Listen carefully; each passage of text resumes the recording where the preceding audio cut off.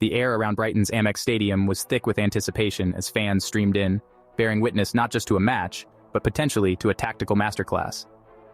Many pondered how Graham Potter, known for his intellectual approach to football, would set up his team against the titan that is Manchester City. Speculations were rife.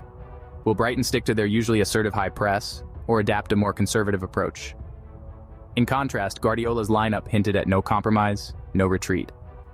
As the game unfolded, it was clear that City's strategy was to dominate possession and use aggressive pressing when out of possession.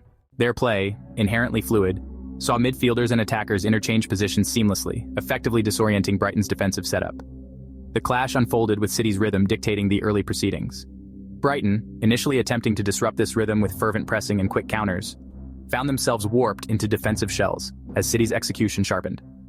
The first goal by Kevin De Bruyne, a tapestry of passes culminating in a laser-guided shot from outside the box, underscored the blend of individual brilliance and collective synchrony.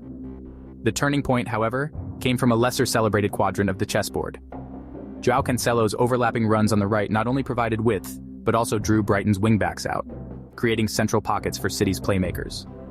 It was from such a tactical nuance that the second goal materialized, further tilting the game in City's favor. As Brighton tried to regroup during the break, it was evident that their tactical adjustments needed to be both bold and effective. However, City's bench strength and the introduction of Phil Foden in the second half only compounded the issues for Potter's side. Foden, with his darting runs and acute sense of space, brought a renewed vigor, contributing directly to the third goal. This wasn't merely a substitution. It was a strategic alteration that emphasized City's depth and adaptability, factors that can demoralize opponents and change the cadence of any game. Such impacts by key players resonate beyond the scoreline, influencing future tactical decisions by opponents. The reverberations of this game will be felt far beyond the confines of the Amex Stadium.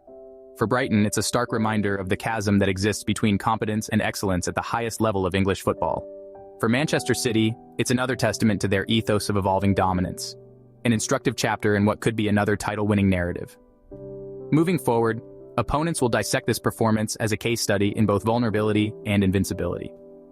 Brighton will regroup, possibly tweaking their approach against high-caliber opposition, while City, serene yet unyieldingly ambitious, seem poised to chart their course through the league with the precision of celestial navigators. Thus, the consequence of this masterclass is not just 3 points bagged, but a psychological imprint on the league's collective consciousness.